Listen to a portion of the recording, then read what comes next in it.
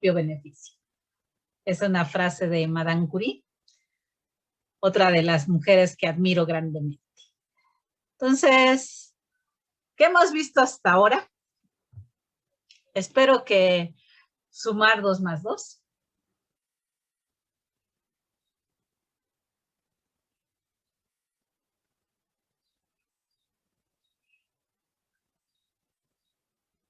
La pregunta es, ¿qué contestará un médico al 2 más 2?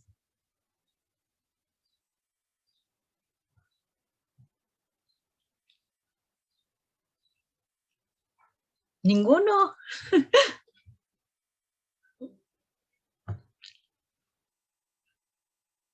¿No? Bueno, seguimos. ¿Qué hemos visto hasta ahora?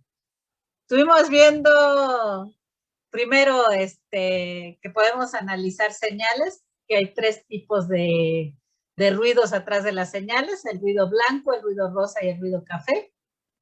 El ruido blanco es, ya vimos que lo que describe es un fenómeno totalmente aleatorio, totalmente al azar, que no tiene ninguna correlación nada con nada. El ruido browniano o el ruido café, a lo que describe es la caminata aleatoria, la caminata del borrachito, que depende del paso anterior, o sea, es una función altamente correlacionada, pero en cada paso lanza una moneda, entonces no sabe hacia dónde va. Y el ruido rosa, o 1 entre F, que es exactamente el que se encuentra entre estos 2 extremos, entre ser blanco y ser café. También vimos que una serie de tiempo podemos analizarla en el dominio del tiempo, primero tratando de encontrar cuál es la tendencia de la serie. Esto lo vimos, uno de los tantos métodos para ajustar la tendencia de la serie, que fue medias móviles. También vimos que las series pueden ser periódicas y entonces presentar estacionalidades que se repiten como función del tiempo. Esta serie, al quitarle la tendencia, nos queda esta de aquí, que tiene una periodicidad típica de 1 año. Si le quitamos la periodicidad a esta serie, y entonces nos quedamos, lo que queda al quitar tendencia y quitar la parte periódica, es precisamente lo que se conocen como las fluctuaciones. Algunos lo llaman como la parte de ruido de la señal, que tiene que ver más bien con la parte aleatoria del sistema, las fluctuaciones. Y entonces hemos visto que estas 3 tipos de señales que conforman nuestra señal original nos van a describir totalmente el comportamiento de la misma. Vimos también el análisis de las series de tiempo en el dominio del tiempo sin tomar en cuenta el orden en el que aparecen los datos. Y para hacer ese análisis, pues generamos histogramas, calculamos parámetros como los momentos estadísticos, que son el valor promedio de los datos, la desviación estándar, el sesgo que nos mide qué tan simétrica o asimétrica es la distribución, y la kurtosis de la distribución.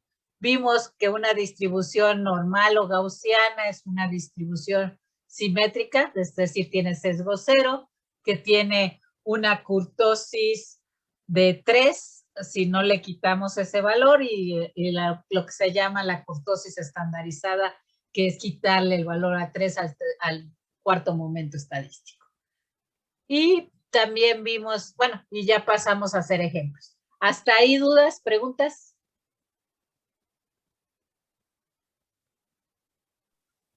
No, doctora. ¿Sí? Creo que no. ¿Ninguna? Bueno, pues entonces seguimos. Entonces, vamos a ver aquí unas gráficas de vasoconstricción ante el esfuerzo hipostático. Este es un experimento que realizamos con el doctor Bruno Español, en el que teníamos sujetos que estaban acostados en la cama, a los cuales los estábamos midiendo con el equipo llamado Portapress, que ya les había yo contado que mide simultáneamente ritmo cardíaco y presión arterial. Entonces mide el intervalo entre pulsos cardíacos, el IBI, el interval interval, y también mide la presión arterial. Y aquí les estoy mostrando las 5 maniobras que le pusimos a nuestros residentillos de Indias. Los teníamos acostados, con la mano colocada en el pecho. Luego les decíamos que bajaran la mano, seguían acostados, tomábamos datos durante 5 minutos, les pedíamos que se pararan lo más rápidamente posible, pero sin agitarse, y tomábamos, los dejábamos reposar y luego tomábamos 5 minutos de datos con esta posición, con las manos hacia los lados. Les pedíamos luego que subieran su manita al corazón y luego en esa posición les pedíamos que se volvieran a acostar. Todo lo que ven aquí son series de tiempo de 5 minutos en las que hicieron el experimento, aproximadamente 5 minutos de experimento. Y bueno, lo que estamos viendo aquí es que cuando el sujeto estaba acostado con la mano en el pecho, su ritmo cardíaco fluctúa alrededor de 1 segundo, 1 latido por segundo. Cuando baja la mano el sujeto ni se entera, o sea, simplemente su ritmo cardíaco es exactamente, tiene el mismo tipo de fluctuaciones que tenía antes, tal vez tiene menos variabilidad, pero el valor promedio de los datos sigue siendo el mismo, pero ante el esfuerzo ortostático, ¿qué es lo que genera? Cuando nosotros nos paramos, simplemente de estar sentados o estar de pie, la sangre baja más o menos a la altura de los hombres por la fuerza de la gravedad. Entonces, nuestro cuerpo tiene que reaccionar rapidísimamente a ese estímulo porque el cerebro no se puede quedar sin sangre. Y entonces el corazón empieza a latir para responder a este estímulo y también hay vasoconstricción, vasodilatación y un montón de otros mecanismos que tratan de controlar, de responder ante este esfuerzo ortostático. Y en particular, lo que todo el mundo sabe y es muy rápido de darse cuenta es que el ritmo cardíaco, el valor promedio del ritmo cardíaco baja y también la variabilidad del ritmo cardíaco ahora se ve en una distribución que en promedio es más gaussiana que la que tenemos cuando estamos acostados. Y esto es cuando le pusimos al sujeto que simplemente subiera la mano. Si se fijan, el valor promedio de la serie sigue siendo el mismo, aunque perdió un poco de simetría la distribución. Y cuando regresa a su posición original, lo que vemos es que hay un periodo de transición, pero después de ese periodo de transición regresa nuevamente a su posición original, a su frecuencia cardíaca original, que era de 1 por segundo. Estas de aquí, las que están en medio, son los histogramas de estas series de tiempo que vimos aquí. Entonces ya vimos que el histograma de la señal tiene una cola en este caso tiene una cola hacia el lado derecho, tiende a tener más taquicardizado el corazón cuando está acostado que cuando está de pie. La distribución cuando se para se vuelve mucho más gaussiana, pero a la hora de cambiar de posición la mano, hay cambios, pero no son cambios que son notorios ni en el sesgo, ni en el valor promedio de los datos, pero sí en la kurtosis y en el sesgo de la distribución. Tengan mucho cuidado con eso. O sea, algunos de los parámetros estadísticos cambian, pero no todos. Y en la última gráfica, la última columna, el renglón que están viendo, corresponde al intervalo entre pulsos contra el intervalo entre pulsos, el pulso anterior, o sea, el diagrama de Poincaré. Estos datos que les estoy presentando son datos de un joven sano de 22 años, que no tiene ninguna comorbilidad, totalmente pasó las pruebas de nutrición, o sea, realmente es sano. Y bueno, este sujeto, si se fijan, lo que ya les había dicho, el ritmo cardíaco de una persona sana cuando está acostada es una linda elipse. Cuando la persona es sometida a un esfuerzo, como en este caso el esfuerzo ortostático, lo que vemos es que la elipse se achica o se trata de rigidizar el sistema, pero luego cuando trata de regresar a la posición original al principio, el sistema, este es el momento de la transición, al principio el sistema se desordena totalmente hasta que ya se recupere y va a llegar nuevamente al estado de equilibrio. Entonces lo que estamos viendo es que con estos diagramas del Poincaré fácilmente podemos darnos cuenta de cuando hubo una transición cuando hubo un cambio, una transición debido a un esfuerzo externo o a un estresor externo, como en este caso fue el estresor simplemente de esfuerzo ortostático. Viendo cómo reaccionamos ante estos cambios y viendo las diferencias que hay, podemos nosotros también encontrar enfermedades y analizarlas, que es parte de lo que hemos estado haciendo los últimos años con nuestro grupo. Entonces, la pregunta es, ¿cómo les fue con la tarea? Empezamos con bueno, de los artículos que les había mandado, primero está el que les digo que está recién salidito del horno, no sé si alguien leyó de Acalasia.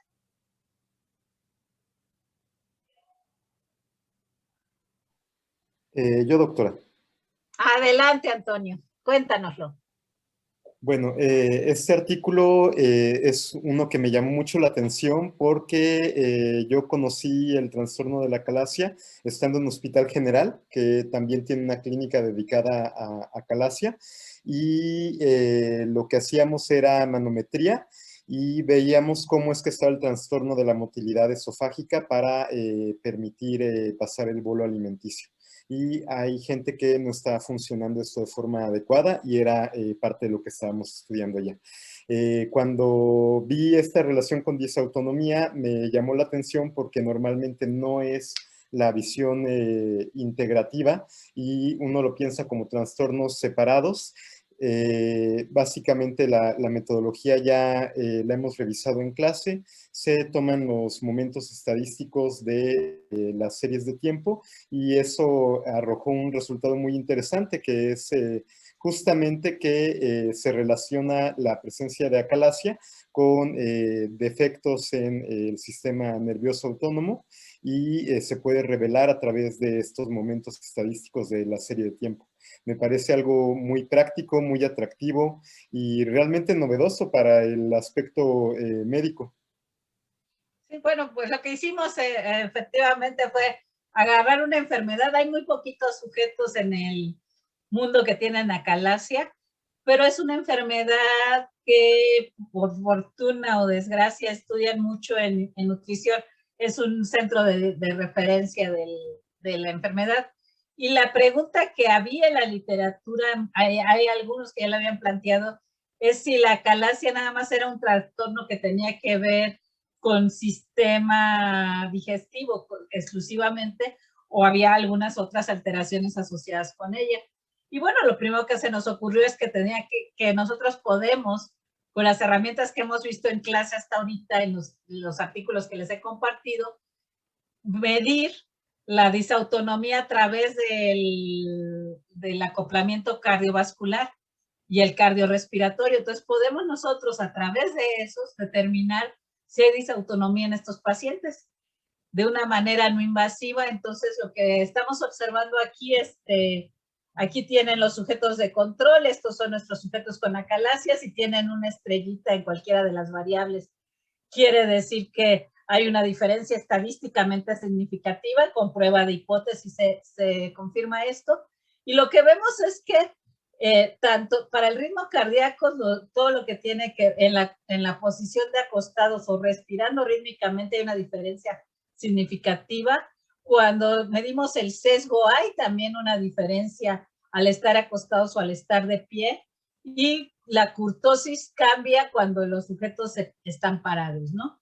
Y con respecto a la presión arterial, que también es muy interesante porque la mayoría de los pacientes con acalasias no son hipertensos ni hipotensos, o sea, pareciera que tienen presiones normales, o sea, sus valores promedio están dentro de los rangos de normalidad, pero su presión arterial sistólica está alterada cuando están de pie, es más, tiene una variabilidad mucho mayor, o sea, el sistema se vuelve más azaroso, más aleatorio. Y también encontramos diferencia en la simetría de la distribución al estar de pie. Y lo más sorprendente es que en cualquiera de las posiciones que nosotros consideramos, la curtosis es diferente.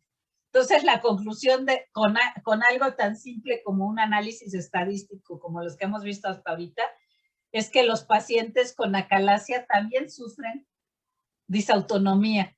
Y esta disautonomía no está asociada con la acalasia. O sea, el daño generalizado no nada más se daña un sistema, sino se dañan todos los sistemas del cuerpo humano, como hemos visto.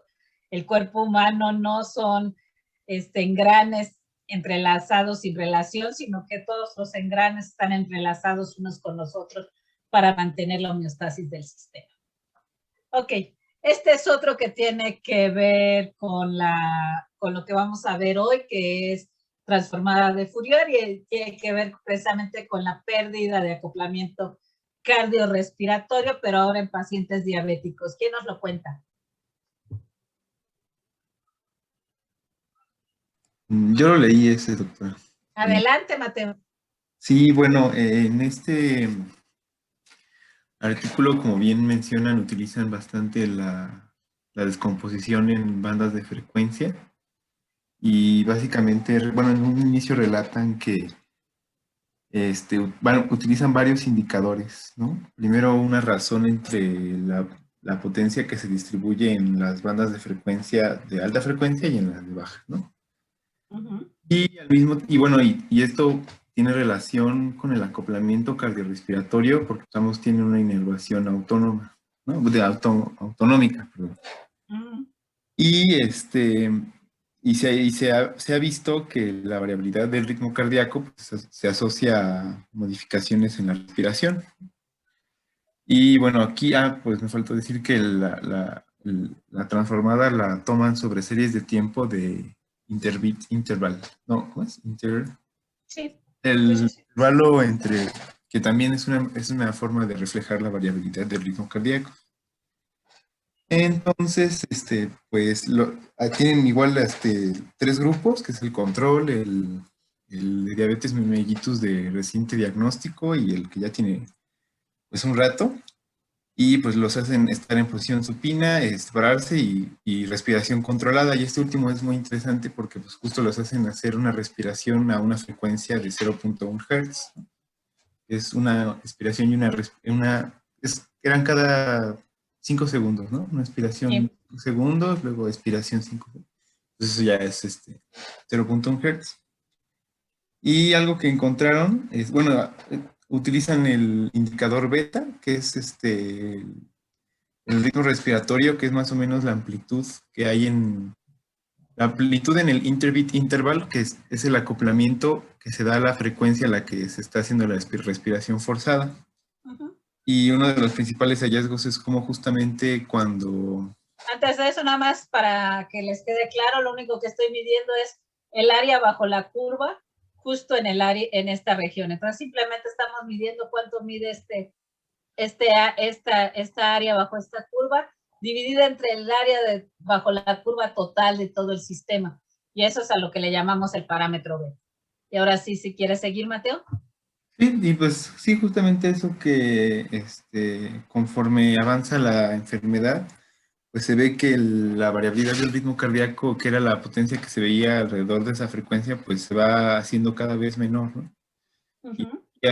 Aquí se puede ver que son 3 grupos separados, ¿no? O sea, que se demuestra así que hay una disfunción vagal y una disfunción en la capacidad bueno, en cómo funciona el acoplamiento cardiorrespiratorio, ¿no? Se ve aquí los grupitos. Okay. Nada más les quiero redondear con el hecho de que la pérdida de acoplamiento cardiorrespiratorio se había visto mucho en pacientes que tienen problemas de enfermedad pulmonar obstructiva crónica o que tienen problemas de asma. Y era natural porque, bueno, tienen problemas para respirar, esperarías eso. Pero este es el primer trabajo que muestra que también hay esta pérdida de acoplamiento cardiorrespiratorio en los pacientes que sufren diabetes mellitus. Y que además es muy rápido de poderlo evaluar. O sea, aquí lo único que hicimos fue, tomamos durante 5 minutos respirando rítmicamente al sujeto y medimos su ritmo cardíaco. Y lo que hacemos simplemente es trazar las gráficas de este pico de acoplamiento cardiorrespiratorio contra la respiración completa del sujeto y podemos separar claramente los grupos. Entonces, si ustedes están en esta región del espacio entre este parámetro beta y el radio de frecuencias, que no es más que el área total en cierto sentido en la transformada de Fourier de los datos, Si ustedes están en esta área de acoplamiento, quiere decir que están totalmente sanos. Pero si se van alejando, algo les está pasando, están perdiendo este acoplamiento cardiorrespiratorio. Puede deberse a cualquier enfermedad que va a ocasionar una disautonomía, o sea, tienen problemas simpático-vagales, pero también puede deberse a pérdidas justamente de respuesta respiratoria o de control cardíaco. Entonces, todo el sistema, como lo hemos estado diciendo, nuestra imagen es que no podemos analizar en el cuerpo humano un solo sistema y decir que la enfermedad es solamente de ese órgano. En realidad, todas las enfermedades son enfermedades que afectan todo el sistema completo, y muchas de las enfermedades, como la diabetes, también afectan respuestas cardiorrespiratorias, cardiovasculares, y tenemos una disautonomía simpático-vagal inmediatamente asociada al sistema. Entonces es importante que esto nos sirve como alerta temprana. O sea, si yo agarro y, por ejemplo, veo que mi índice beta anda por acá abajo, pues algo tiene mal este sujeto. Inmediatamente hay que remitirlo al médico para que haga un análisis del mismo, ¿no? Y bueno, el último, que tiene que ver con las propiedades estadísticas del análisis de Fourier. ¿Quién me lo quiere contar? ¿Quién lo leyó?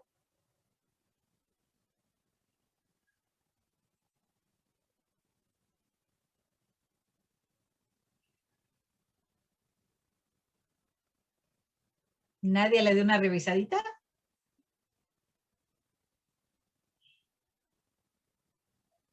Bueno, les platico. El artículo lo que muestra es cómo se ve la transformada de Fourier de diversos sistemas y qué pasa al calcular la transformada de Fourier de una señal que estamos viendo. Entonces, esta es la señal, y lo que está haciendo aquí es graficar la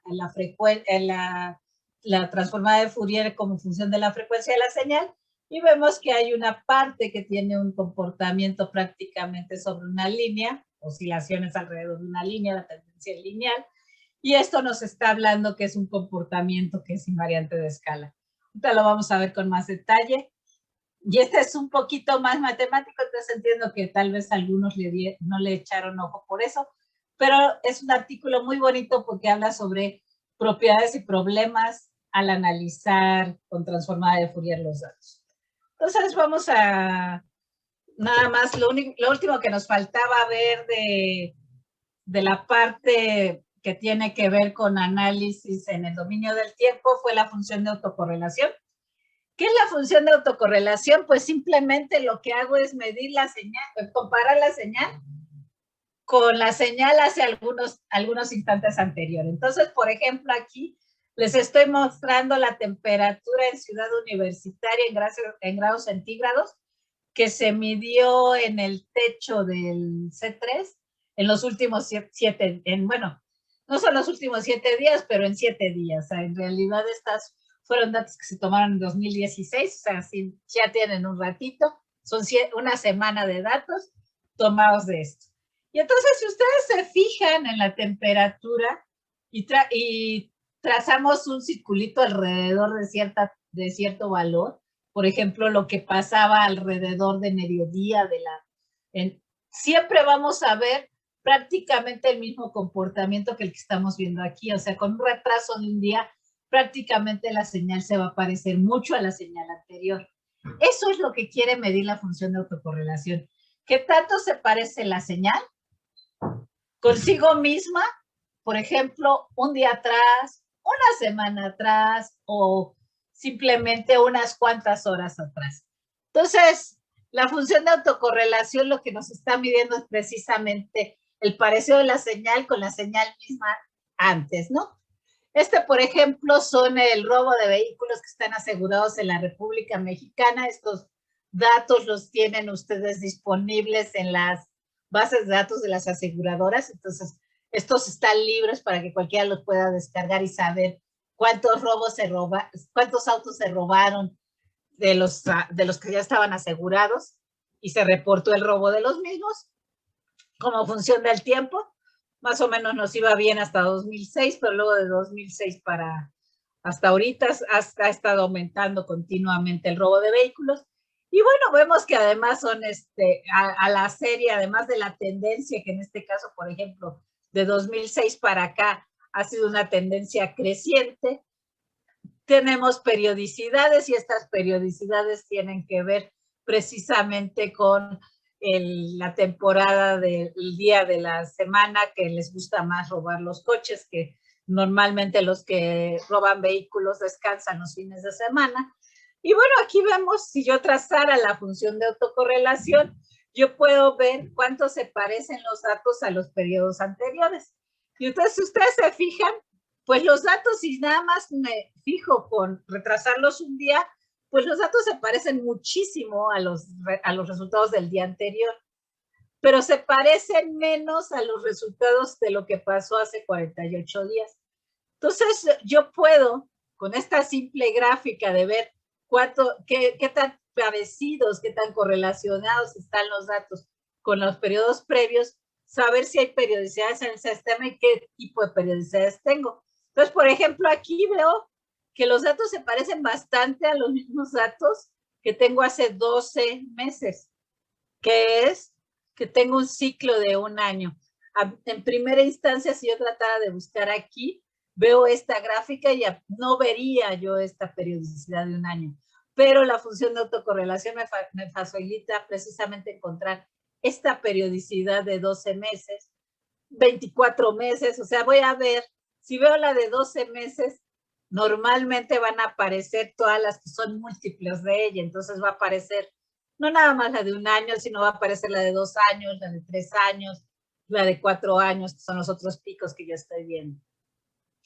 Y aquí las líneas punteadas que les tracé, pues en realidad es lo más lejos que van en realidad los datos si yo me voy a una escala de 3 años. Entonces, esto me está diciendo qué tanta dispersión hay de esta serie de datos, qué tanto se parecen ellos a sí mismos en el pasado. Esta es una forma de medir la autocorrelación de la señal, que es más directa al contrastar matrices de correlación, como vamos a ver más adelante, que es otra forma de medir las correlaciones de la señal. Entonces, esta por aquí, por ejemplo, que les estoy trazando aquí, es la correlación de cada línea que ven ahí, son los datos de uno de nuestros sujetos de control. Recuerden que con los datos del doctor Nuestaño tenemos 30 sujetos de control y estamos midiendo las correlaciones que hay en el tiempo de retraso de esta serie de tiempo que medimos en 5 minutos, aproximadamente 300 segundos, o sea, va de 0 a 300 segundos. La función de autocorrelación es simétrica porque da lo mismo si yo mido hacia una dirección o hacia la otra, si la serie de tiempo es bien portada. Y bueno, la de la presión arterial, si se acuerdan, era bastante bien portada, era bastante simétrica, entonces da lo mismo si los tomo hacia atrás o si los tomo hacia adelante, por eso veo una simetría. Y lo que vemos es que, bueno, la serie consigo misma pues, se parece mucho, pero luego vuelve a tener un pico más o menos como a los 10 segundos, otro a los 20, bla, bla, bla, bla. Entonces, ¿qué es lo importante de aquí? Que yo estoy viendo que las series de tiempo de presión arterial están altamente autocorrelacionadas. ¿Qué es lo que yo esperaba? ¿Por qué? Porque la variable de presión arterial es una variable que yo quiero tener muy regulada, muy dentro de un rango específico, con poca variabilidad y por supuesto con una alta autocorrelación. Entonces yo cuando trajo la autocorrelación de la presión arterial, pues se esperaba ver precisamente este tipo de gráficas que tuviera altas autocorrelaciones. Ok, esta es como la medimos, la autocorrelación, esta es la formulita para calcularla. En la mayoría de los softwares que ustedes han visto ya la calculan directamente, entonces no se tienen que preocupar. Y bueno, este es, por ejemplo, cómo se ve la temperatura global. Son los datos de la temperatura global de la Tierra desde 1980 hasta 2015. Y bueno, son los datos que dicen cuál es la temperatura del planeta de 5 fuentes diferentes. Nada más para mostrarles que todas las fuentes dicen más o menos en realidad el mismo comportamiento. O sea, el comportamiento general que dicen que tiene la temperatura del planeta a escala global es prácticamente el mismo. Y si ustedes trazan la función de autocorrelación de todas las décadas que ha habido, desde empezamos a tener datos que ya podemos nosotros decir confiables desde 1890 más o menos, hasta la década pasada que termina en 2020, aquí la están viendo, y aquí estamos viendo las autocorrelaciones de décadas que son muy viejas, y estas son las correlaciones de 1990 contra 2000. ¿Qué me podrían decir comparando estas dos gráficas de autocorrelaciones? Las autocorrelaciones a principios del siglo pasado y las autocorrelaciones a finales del siglo pasado. ¿Qué ha pasado?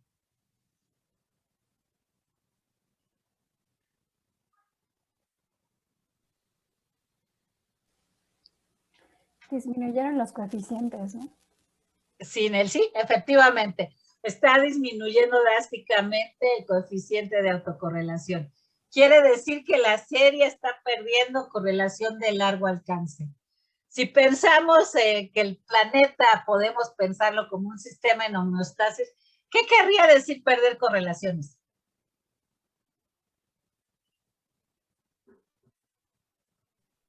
¿Qué es estocástico?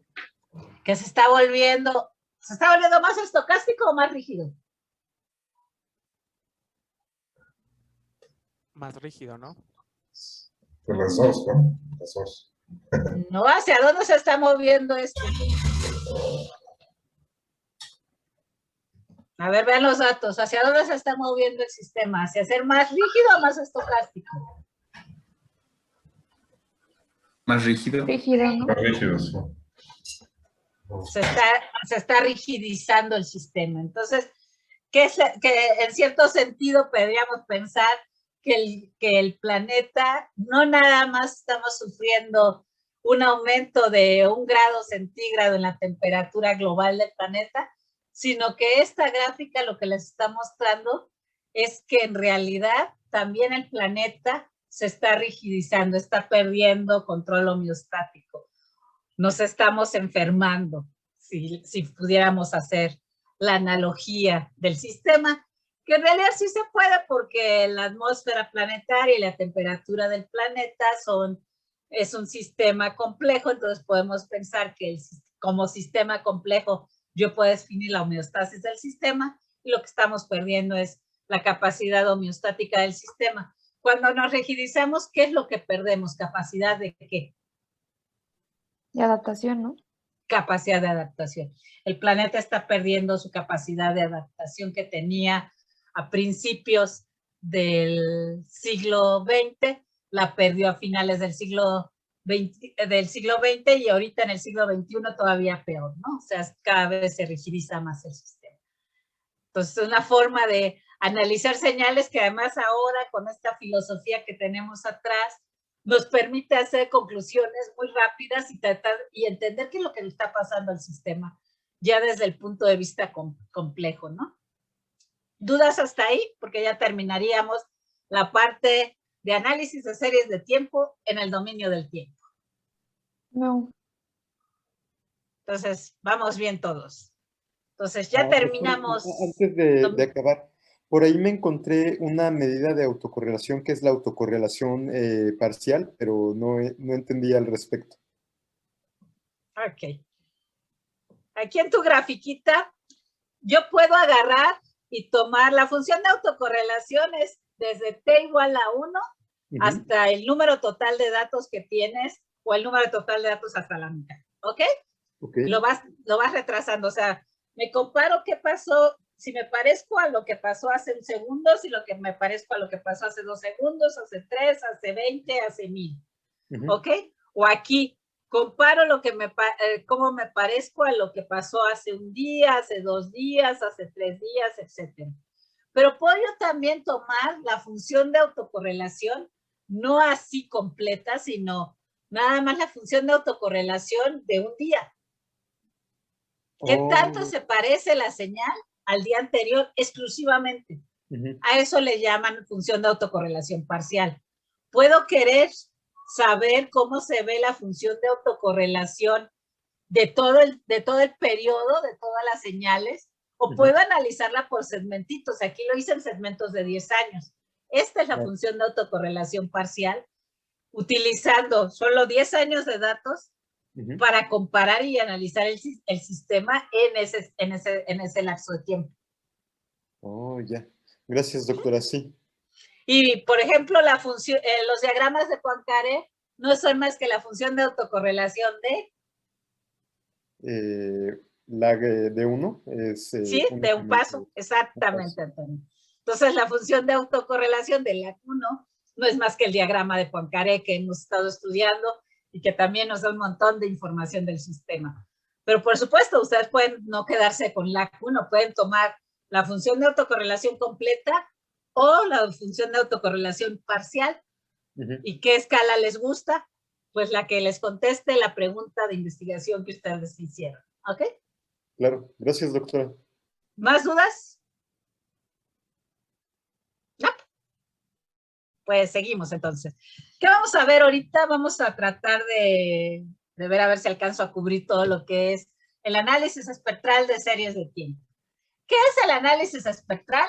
Pues todos hemos jugado, bueno, cuando menos yo jugaba mucho cuando era niña, con un prisma de vidrio en el cual hacíamos pasar una luz blanca, un foco, una lámpara. Yo normalmente ponía una lamparita de estas que tenía, lo hacía pasar por mi prisma y me quedaba así súper maravillada de que del otro lado del prisma lo que veía era el espectro de colores, veía todos los colores del arco iris. Y entonces la pregunta es, bueno, ¿qué es lo que estoy haciendo? Lo que estoy haciendo es descomponer la luz blanca en todos los componentes de distintas frecuencias que están ahí presentes. Eso es lo que hace un prisma. Cuando yo llegué a Facultad de Ciencias, una de mis preguntas siempre fue, bueno, esto lo puedes hacer físicamente, espacialmente, con luz blanca. ¿Puedo yo a una señal ahora encontrar cuáles son las componentes de frecuencia que tiene esa señal?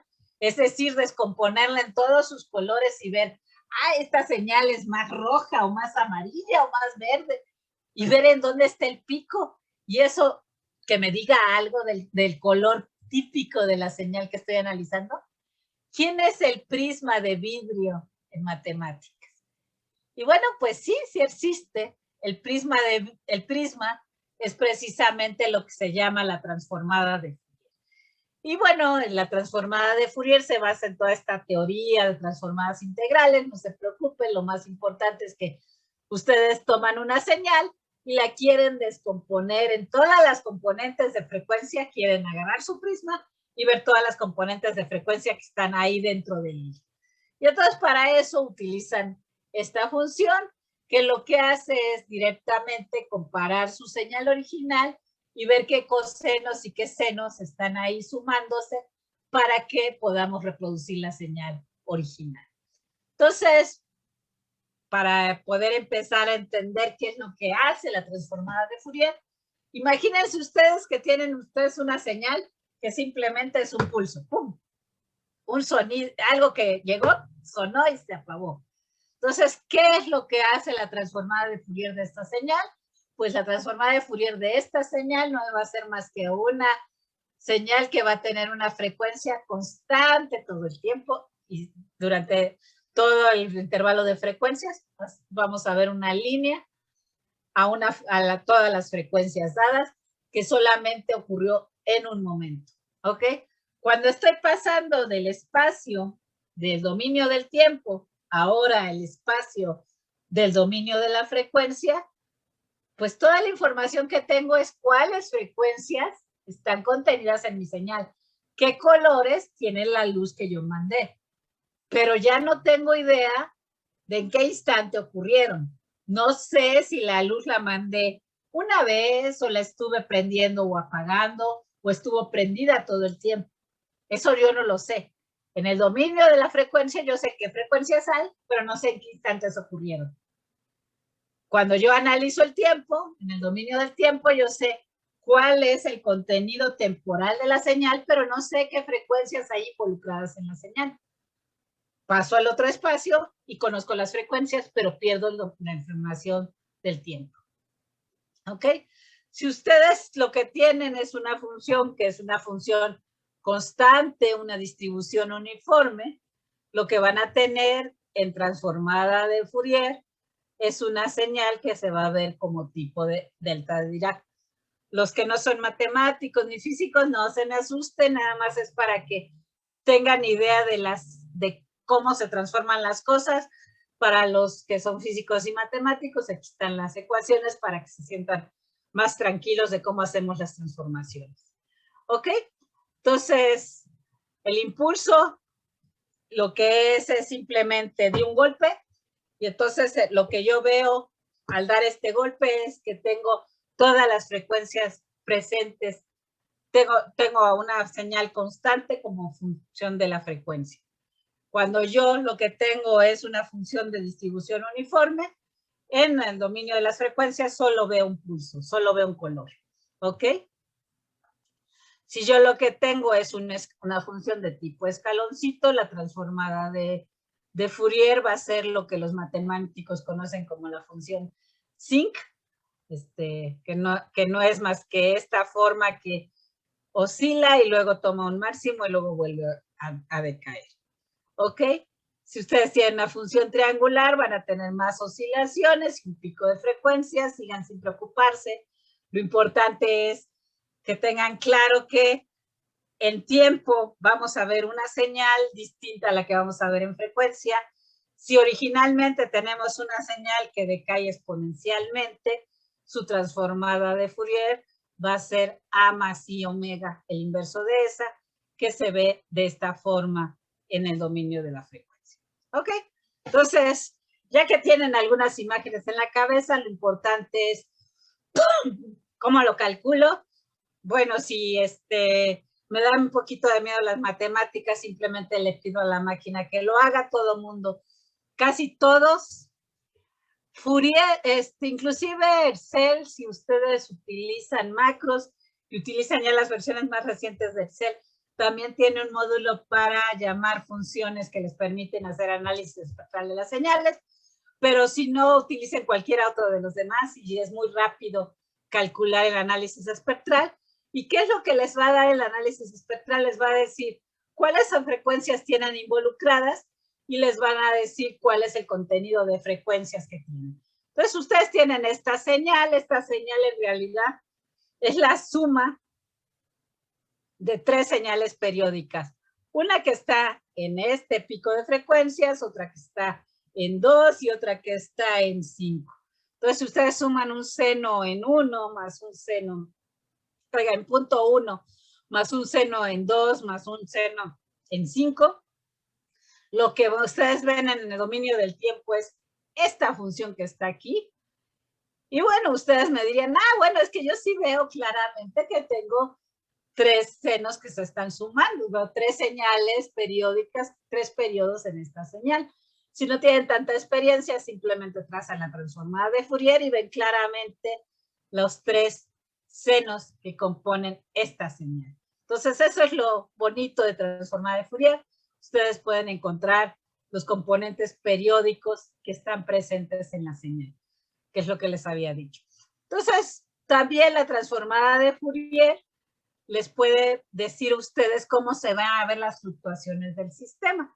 Entonces, nosotros si tenemos una señal que es ruido blanco, el ruido blanco al calcular la transformada de Fourier lo que vamos a ver es pequeñas oscilaciones alrededor de una línea constante. Entonces, lo que nosotros tenemos es que las fluctuaciones asociadas a ruido blanco en transformada de Fourier se van a ver simplemente como pequeñas fluctuaciones sobre una línea constante dependiente cero. Si ustedes tienen un ruido browniano, recuerden que era el ruido browniano.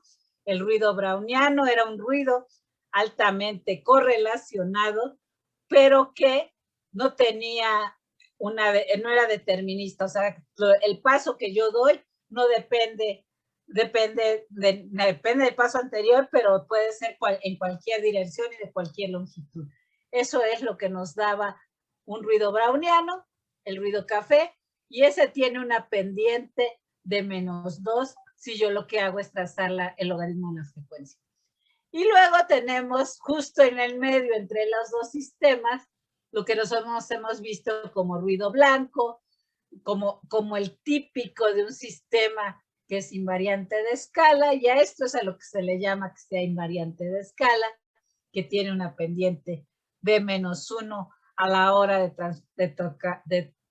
calcular su transformada de Fourier. ¿Ok?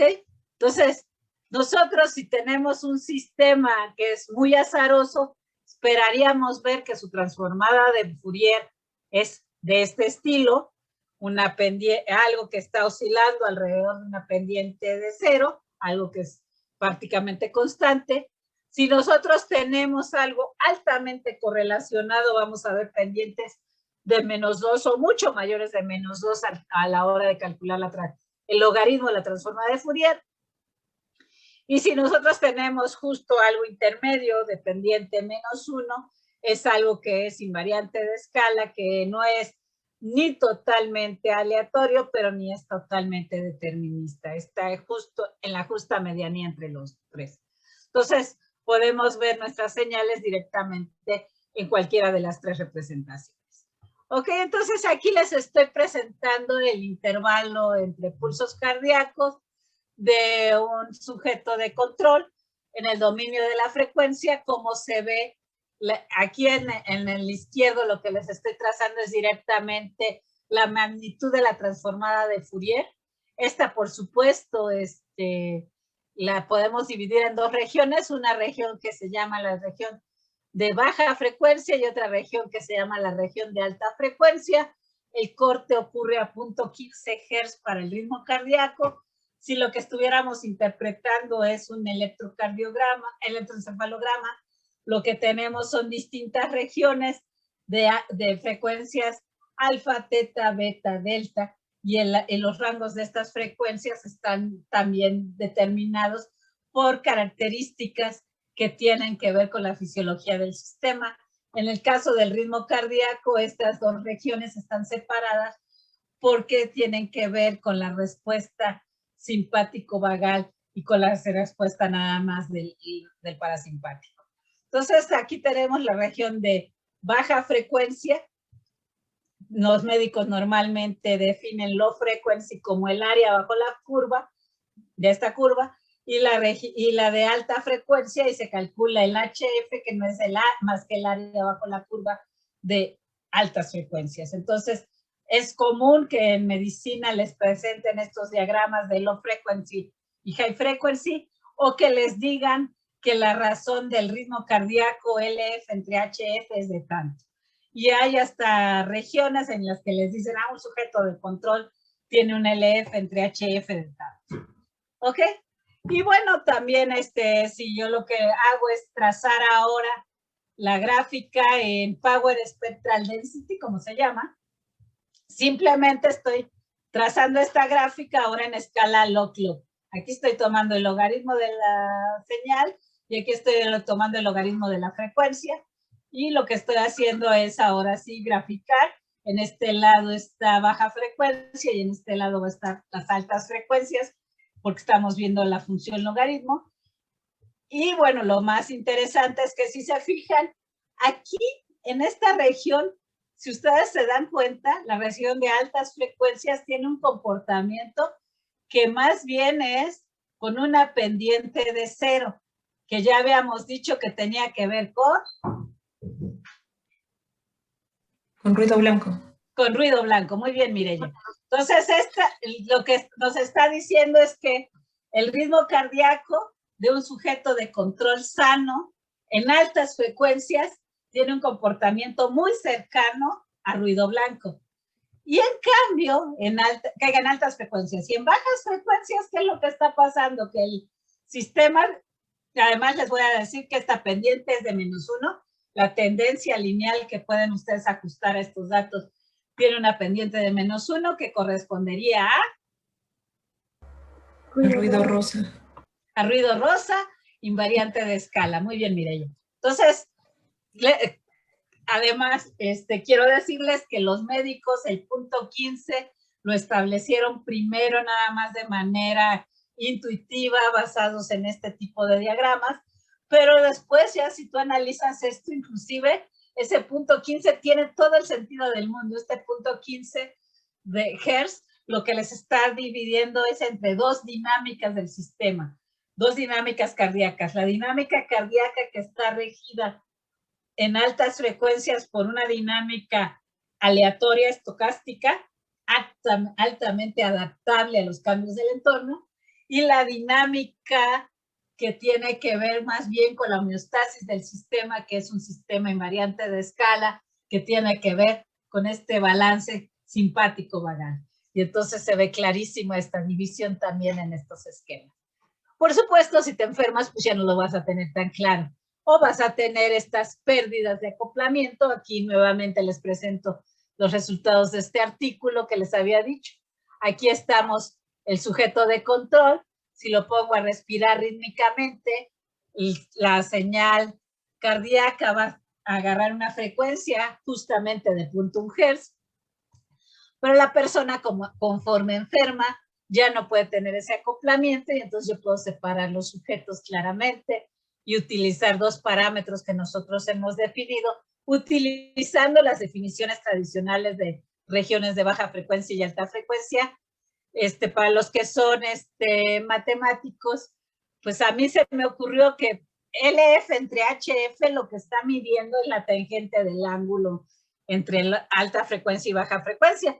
Pero ¿por qué no también definir lo que le llamamos el radio de frecuencias?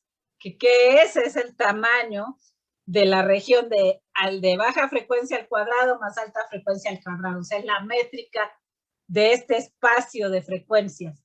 Y entonces esta métrica del espacio de frecuencias, definida como la métrica tradicional del espacio cartesiano, pues ese es el que yo defino como el radio de frecuencias. Y entonces estos dos parámetros me permiten claramente en esta gráfica distinguir unos sujetos de los otros. Entonces eso es lo bonito. Esto es también cómo se ven precisamente los diagramitas de presión arterial. Ahora son los mismos sujetos. Este es un hombre de 29 años de control. Este es un hombre de 34 años que tiene la diabetes recién diagnosticada. Recuerden, tiene a lo más 6 meses de tener diabetes. Y este es un sujeto que tiene 44 años y ya lleva 10 años de enfermo de diabetes mellitus, tiene diabetes mellitus avanzada, ya de larga evolución. Y lo que estamos viendo aquí no es ritmo cardíaco, es presión arterial. ¿Qué me pueden decir de estas gráficas? ¿Qué concluimos?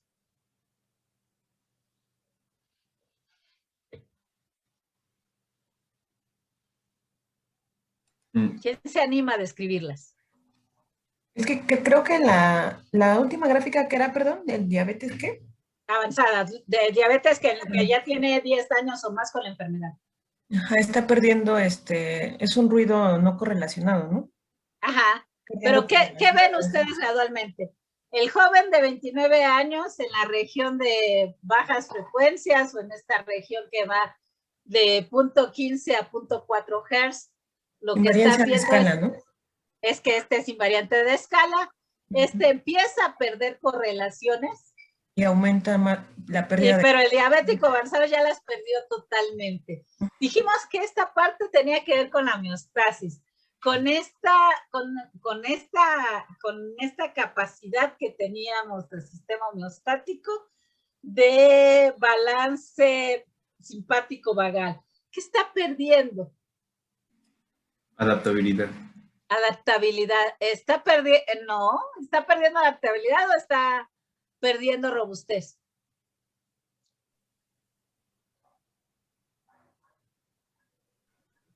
Robustez, ¿no? Porque se está aproximando a un ruido blanco y como estamos hablando de presión arterial, pues justamente está perdiendo como esa robustez que la caracteriza. Exactamente, Diego. Lo que está perdiendo este sujeto es precisamente su rigidez en la variable de presión arterial. Está perdiendo el control de la presión arterial. Pero lo más interesante es que lo que está haciendo que pierda este control en la robustez no nada más es que el sistema venoso se volvió más rígido y que hay una respuesta vascular peor. No, es que su presión arterial está volviéndose menos determinada y está también relacionado con que está perdiendo, está volviendo un sistema que dice autonomía. La respuesta simpático-vagal ya no está en el mismo balance que tenía cuando era joven. O sea, también lo que estamos viendo reflejado en esto es que esta pérdida de la presión arterial está asociada a que ahora se volvió un sistema que ya no es robusto, ya no es rígido, pero que también nos refleja una pérdida de este balance simpático-vagal que debe de haber en el organismo para garantizar el sistema homeostático cardiovascular. Entonces, una de las consecuencias de las diabetes, entre las tantas otras cosas que hace, es que genera estos mecanismos disautonómicos que nos generan también que tengamos pacientes no nada más hipertensos. O sea, todo el mundo lo estudia mucho en la literatura y lo discute mucho, que la diabetes se asocia después de mucho tiempo con que vas a tener a pacientes con hipertensión, sino que además estos pacientes con hipertensión, parte de esa hipertensión se debe a que perdiste este balance en tu sistema autonómico, este balance simpático-vagal, y que perdiste rigidez y robustez para el control homeostático de estas variables. ¿Bien para todos? Sí, doctora. Muy bien, pues entonces, ¿cuáles son los cuidados que tenemos que tener? Bueno, ya vimos, transformada de Fourier es una herramienta que yo desde niña siempre quise conocer porque es muy divertida, nos permite conocer los colores que tiene una luz, o sea, descomponer la luz que estamos mandando en todos los colores que la componen. Pero hay que tener mucho cuidado, esta herramienta puede generarnos errores. Primer error, que es muy común. Lo primero que todo el mundo me dice cuando calcula transformada de Fourier es que se le olvida es que están en otro espacio. Ahora no están en el dominio del tiempo, están en el dominio de la frecuencia. En el dominio de la frecuencia no tienen la más remota idea de cuál es el tiempo involucrado. Están en otro lugar totalmente distinto. Están en su casa, pueden estar en la sala, pero si ustedes tienen una casa, bueno, si ustedes viven mejor en el Palacio Nacional y ustedes están en el departamento de Andrés Manuel en la sala, no van a tener ni idea de lo que está pasando en el patio central, a menos que ustedes se vayan al patio central. Pero cuando están en el patio central, a menos de que tengan un celular o cámaras o algo, no van a saber lo que está pasando en la sala del departamento de Andrés Manuel. Lo mismo está pasando aquí. Estoy en dos dominios totalmente diferentes. Dominio del tiempo, conozco la información, cómo cambia como función del tiempo. Dominio de la frecuencia, sé cómo cambia el contenido de frecuencia, sé cuáles son los colores que componen la señal, pero no sé en qué instante ocurrieron. Entonces me da lo mismo si mando una señal periódica durante un tiempo muy largo, varios pulsos periódicos durante instantes específicos, o solamente una señal de una sola frecuencia al mismo tiempo. O sea, da lo mismo si la señal dura un segundo, 20 minutos, 20 horas, 20 años. Siempre voy a ver la misma señal en transformada de Fourier. ¿Por qué? Porque no depende del tiempo. Entonces, he perdido esa información. Sé que la señal tiene color rojo. ¿Cuánto tiempo estuvo en rojo? No lo sé. Sé que la señal tiene azul. ¿Cuánto tiempo estuvo en azul? No lo sé. Y peor, no sé cuándo estuvo simultáneamente en rojo y en azul. No sé si en algún momento la señal fue verde porque había rojo y azul simultáneamente y entonces yo la vi verde. Eso no lo sé. Otro cuidado que debemos de tener, que la transformada de Fourier está aproximando senos y cosenos. Senos y cosenos tienen esta forma bonita y periódica, Pero si yo lo que quiero aproximar son funciones que son de tipo escalón, que tienen cambios drásticos, pues para poder describir exactamente lo que está pasando justo en estos puntos de transición, voy a necesitar, en realidad, tomar no 1, no 2, ni 3, ni 4, sino un número infinito de señales sinusoidales y cosonoidales para poder describir el sistema. Entonces, cuando yo hago la transformada de Fourier, la descripción va a depender de cuántas señales yo tomé para describir el sistema. Si tomo muy pocos senos y cosenos, si me fijo en muy pocas frecuencias involucradas, no la voy a ver completa. Si yo quiero describirla completamente, necesito tomar todas las señales. Por supuesto, ya todos están brincando de que computacionalmente eso no lo van a poder hacer nunca, obviamente. Entonces esto les va a costar mucho trabajo describirlo y por eso discontinuidades son muy difíciles de describir usando transformadas de Fourier. Tengan cuidado. Si la señal que ustedes están analizando es de este tipo, de tipo escalón, transformada de Fourier, jamás se las va a describir. No la usen. ¿Ok? Entonces, luego tenemos otro problema que tiene que ver con el tamaño de la serie que ustedes están midiendo. Ustedes cuando están midiendo la transformada de Fourier de una señal, pues tienen un pequeño problema que no la están midiendo infinitamente, no están midiendo el ritmo cardíaco del sujeto durante toda su vida, sino que la están midiendo tal vez en un día, tal vez en 5 minutos, tal vez están midiendo la respuesta del electroencefalograma durante 1 minuto de un sujeto. Entonces, la serie de tiempo que ustedes están analizando no es una señal completa, es una señal que está truncada. Está truncada porque hay un límite de tiempo para tomar la señal. No la estamos midiendo de menos infinito a infinito, no se puede. Entonces, cuando tenemos eso, y calculamos la transformada de Fourier de esta señal, si se recuerdan, la transformada de Fourier de una señal periódica, pues simplemente es solo un punto porque solamente hay una frecuencia involucrada. Estamos viendo color rojo, solo voy a ver color rojo, no hay otra frecuencia, no puedo ver otro color porque solo es rojo. Pero ¿qué pasa si yo hago el cálculo desde el punto de vista numérico? Pues que la señal no va a ser un punto, sino que va a tener un ancho. Bueno, este ancho que están viendo aquí no tiene ningún sentido de que pasó algo, simplemente por el tamaño de la serie de tiempo. La serie de tiempo no fue completa, no se completó un número entero de ciclos, y entonces en lugar de ver un pico de frecuencia, vamos a ver una señal ensanchada. Entonces, tengan mucho cuidado, pero muchísimo cuidado cuando hablen de los anchos que ustedes observan en la transformada de Fourier. A veces ese ancho no significa más que no vieron, más que su serie es finita. No tiene ningún significado fisiológico, ningún significado físico. Cuidado, no vayan a querer interpretar cosas que no tienen nada que ver. O sea, alguien me puede decir, ay, esto es muy ancho porque tiene que ver con que la señal tiene muchas frecuencias involucradas en esa región. No, es un artefacto numérico del filtrado espacial. Nada más tiene que ver con qué tanto tiempo medí la señal. ¿Ok?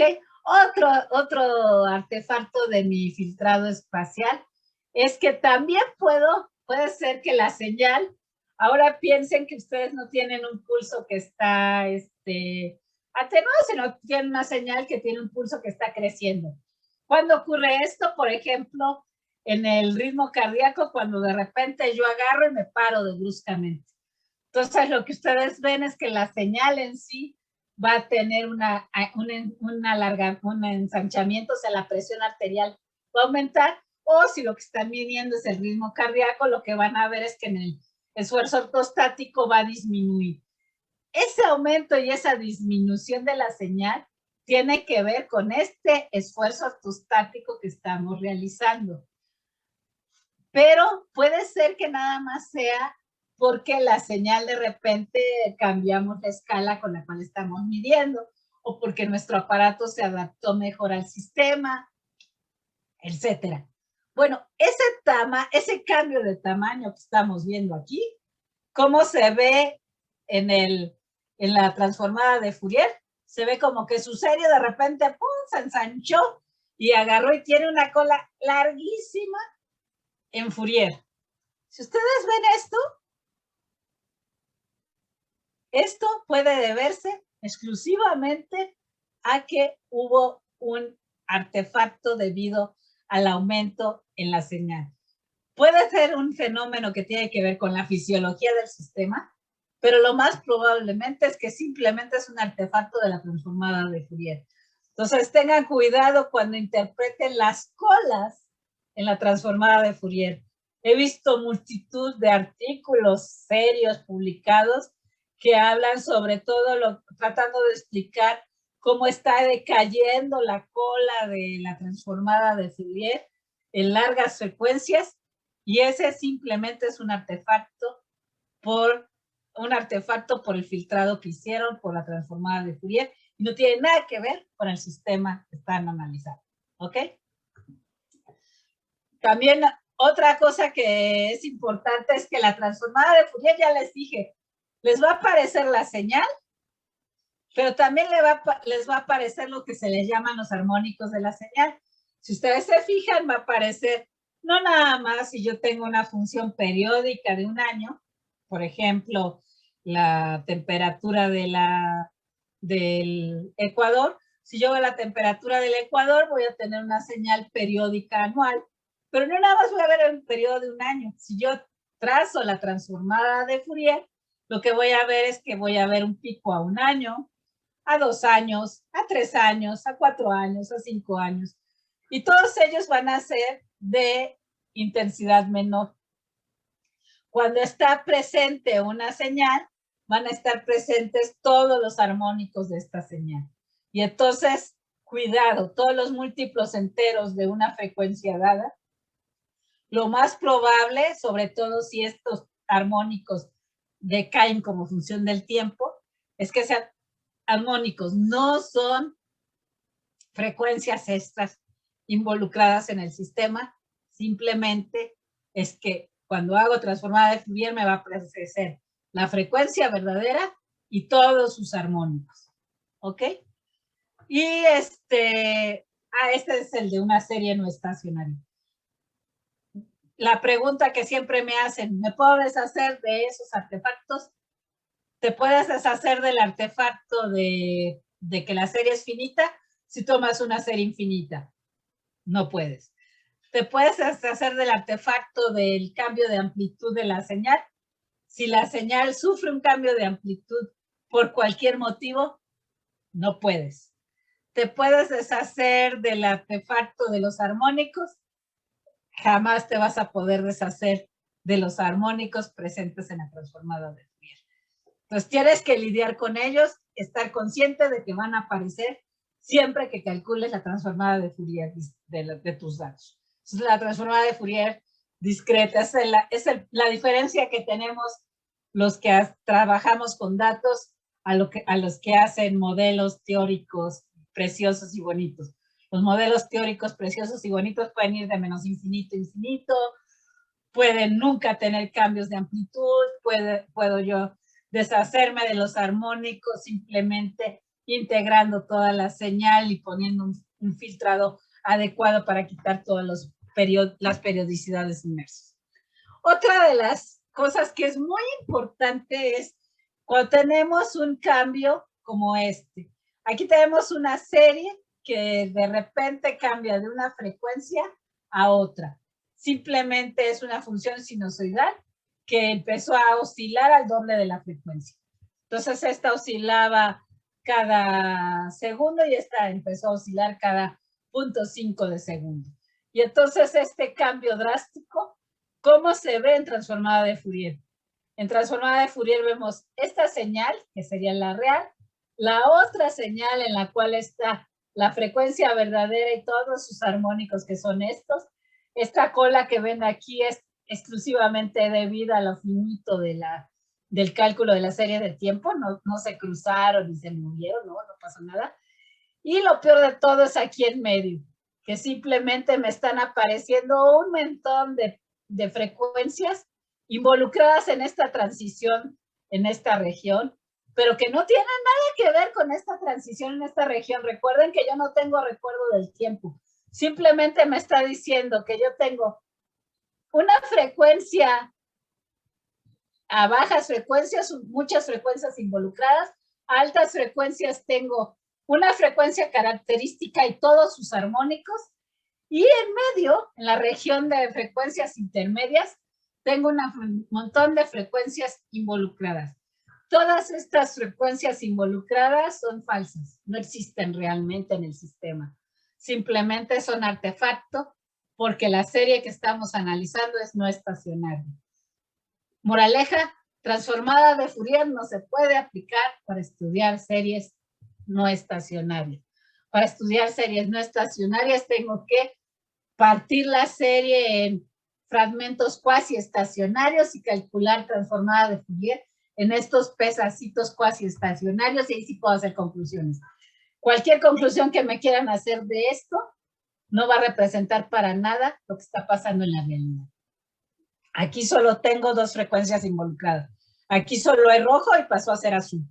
Y aquí lo que yo estoy viendo es que hay rojo, azul, amarillito, verdecito, moradito, rosita y un montón de otros colores. Y además del rojo, tengo todos los armónicos presentes que puedan ustedes imaginarse ver. Ok, cuidado con todos estos artefactos. ¿Dudas, preguntas antes de resumir la clase?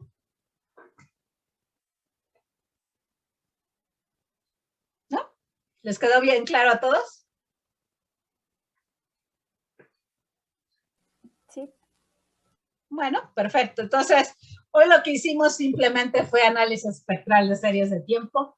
Pasamos nuestra serie de tiempo por un prisma. El prisma se llama transformada de Fourier y lo que encontramos fue los componentes de frecuencia de la señal. Vamos a la próxima clase, ya nos vamos a ir a ver modelitos de complejidad. Y bueno, la tarea es avanzar en su proyecto. Ya han hecho algunas de estas cosas. Quiero que grafiquen sus datos, que determinen su tendencia, que determinen los momentos estadísticos, que hagan sus diagramas de Poincaré, sus funciones de autocorrelación, y si les alcanza el día, pues que calculen transformadas de Fourier. Por eso la frase de hoy de Madame Curie, de que cuando les apasiona mucho algo, se les olvida todo y entonces hacen la tarea completa. Entonces, y bueno, obviamente, pues todo esto lo hacemos no nada más porque se vea bonito y sea divertido, o sea, una parte es porque realmente es muy divertido y se ve muy bonito, sino porque queremos encontrar algo, concluir algo y queremos probar alguna de las hipótesis que ya tenemos por ahí. ¿Bien para todos? Ok. Pues si no hay dudas, nos vemos la próxima clase y casi terminé a tiempo. Hoy sí terminé a tiempo.